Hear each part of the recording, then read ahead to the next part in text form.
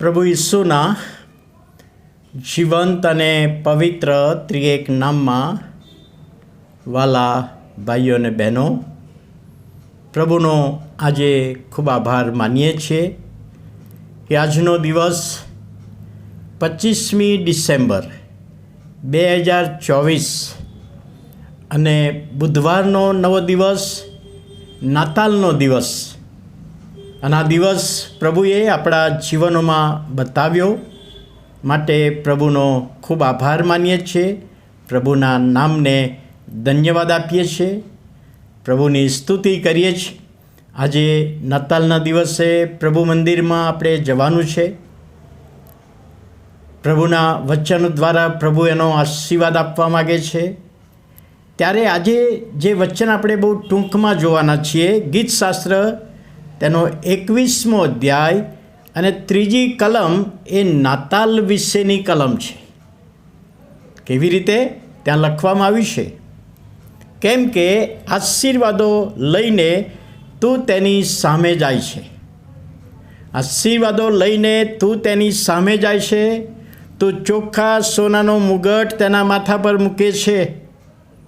આ કલમને હું નાતાલની કલમ તરીકે ઓળખાવું છું અને જણાવું છું. જો એનો ઊંડો અભ્યાસ કરીએ, ઈશ્વર માણસની સામે આવ્યા એવું આ કલમમાં કહ્યું છે. તો ઈશ્વર માણસની સામે ક્યારે આવ્યા? મેં ગઈકાલે કહ્યું હતું કે યોહાનની સુવાર્તા તેનો 1લો અધ્યાય ને 14મી કલમ, શબ્દ ઈશ્વર સદેહ માણસ બનીને માણસોની મધ્યે રહ્યા. આ કલમનો ભાવાર્થ એ છે કે આશીર્વાદો લઈને તું માણસની સામે જાય છે. સ્વર્ગમાં હતો ત્યાંથી આશીર્વાદ લઈને માણસની સામે પૃથ્વી પર નીચે આવ્યા. સ્વર્ગનું સુખ તજી દઈને, વૈભવ તજી દઈને, માન અને મહિમા તજી દઈને દુઃખો સહન કરવાને માટે આવ્યા અને કહે છે આશીર્વાદો લઈને આવ્યા. આ દાઉદ જ્યારે આ ગીતમાં લખે છે ત્યારે આશીર્વાદોને આપણે જો વર્ગીકરણ કરીએ તો 2 ભાગમાં થાય. એક ભૌતિક આશીર્વાદો અને એક આત્મિક આશીર્વાદો. ભૌતિક આશીર્વાદોમાં ઘણી બધી ગણના થઈ શકે. નોકરી થઈ શકે, કુટુંબ થઈ શકે, લગ્ન થઈ શકે, બાળકો, મકાન, બીજા ગાડીઓના આશીર્વાદ, પરદેશ જવાના આશીર્વાદ, આ બધા ભૌતિક બાબતોના આશીર્વાદોમાં આવી ગયું. પણ પ્રભુ એ લઈને નથી આવ્યા. રાજાઓનો રાજા અને પ્રભુઓનો પ્રભુ નીચે બાળક બનીને ગભાણમાં આવ્યા. એ તારણનો આશીર્વાદ, બચાવનો આશીર્વાદ લઈને આવ્યા. એટલે કે છે આશીર્વાદ લઈને તું માણસની સામે જાય છે. માણસને તારણ પામવું હોય, એમનો આત્મા બચાવવો હોય તો તેઓ ઉપર આવે એવું નહીં, પણ પ્રભુ ઈસુ ખ્રિસ્ત ઉપરથી નીચે આવ્યા. નીચે આવીને નમ્ર બન્યા. અને અહીં આગળ લખવામાં આવ્યું છે કે તારણનો આશીર્વાદ પ્રભુ ઈસુ ખ્રિસ્તે આપણને આપ્યો. ગભાણમાં જન્મ્યા, જે સેવા કરી, શિષ્યોને પસંદ કર્યા, ચમત્કારો કર્યા, શિક્ષણ આપ્યું, નમૂનો આપ્યો, એ બધી જ બાબતો આપણે એમના જીવનમાં જોઈ શકીએ છીએ. અને તારણ પામવાને માટે, તારણ આપવાને માટે, ઉદ્ધાર કરાવવાને માટે, ઉદ્ધાર આપણો થાય, આપણો શેતાનના હાથમાંથી છુટકારો થાય, બચાવ થાય માટે પ્રભુ ઈસુ ખ્રિસ્ત વધસ્તંભ પર મરણ પામ્યા. કોઈકે કહ્યું છે કે તારણની યોજનાની સ્થાપના એ એદનવાડીમાં કરવામાં આવી. જ્યારે આદમ હવાએ જે ભૂલ કરી, પાપ કરી, એમને શિક્ષા કરી, ત્યારે શેતાનને શિક્ષા કરવામાં આવી અને ત્યાં આગળ નાતાલનું બીજ રોપવામાં આવ્યું. ગભાણની શરૂઆત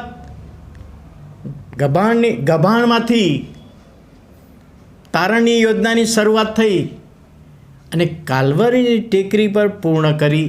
એ બાબત અહીં આગળ આપણને જોવા મળે છે.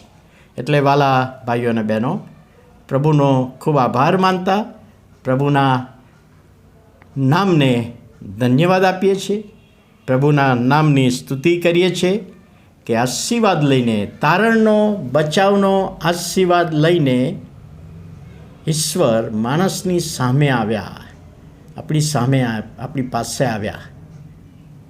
પણ પ્રભુનું વચન કહે છે, પોતાનાની પાસે આવ્યો, પરંતુ પોતાના લોકોએ તેનો અંગીકાર કર્યો નહીં.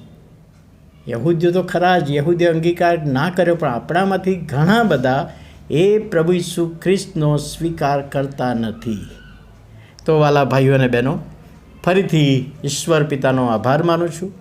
નાતાલના દિવસે હું ને મારા પત્ની સુહર્ષા, અમે બંને તમને નાતાલની પ્રેમી સલામ પાઠવીએ છીએ અને પ્રભુ નાતાલનો આશીર્વાદ આપે. પ્રાર્થના કરીએ. વાલા પ્રભુ, અમે તમારો આભાર માનતા તમારા નામને ધન્યવાદ આપીએ છીએ, સ્તુતિ કરીએ છીએ. આજે નાતાલનો દિવસ પ્રભુ, તમે સમગ્ર માનવજાતના ઉદ્ધારને માટે આ પૃથ્વી પર આવ્યા, અમારા માટે દુઃખો સહન કર્યા, વધસ્તંભ પર મરણ પામ્યા, કબરમાં દટાયા, ત્રીજે દિવસે ઉત્થાન પામ્યા, સ્વર્ગમાં ચઢી ગયા અને ત્યાંથી ફરીથી તમારા લોકને અમને લેવા તમે આવવાના છો. એ નાતાલનો સંદેશ સમજવામાં, સમજાવવામાં આત્માની દોરવણી આપો. વિનંતી અને પ્રાર્થના ઈસુ અમારા પ્રભુના પવિત્ર ત્રિએક નામમાં સાંભળો અને માન્ય કરો. આમેન.